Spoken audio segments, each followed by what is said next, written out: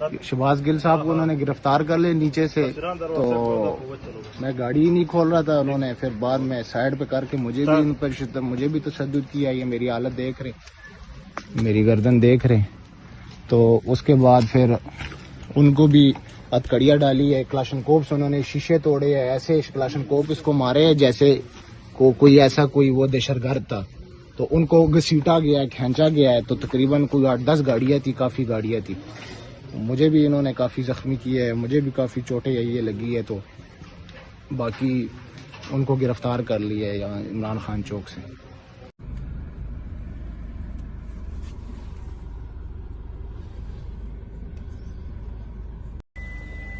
ये काम दहशतगर्दों के साथ भी नहीं किया जाता। शहबाज गिल को यहाँ से गिरफ्तार कर लिए, क्लाशनकोपों के साथ शीशे तोड़े, उनको धक्के मारे हैं। मुझे भी उन्होंने मारा, लेकिन मैंने गाड़ी भगा ली है साइड से।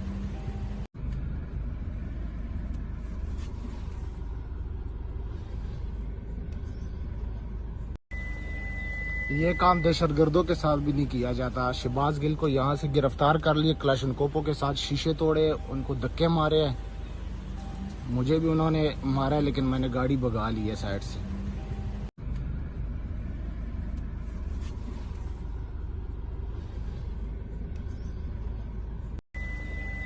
ये काम दहशतगर्दों के साथ भी नहीं किया जाता। शहबाज गिल को यहाँ से गिरफ्तार कर लिए, क्लाशनकोपों के साथ शीशे तोड़े, उनको धक्के मारे हैं।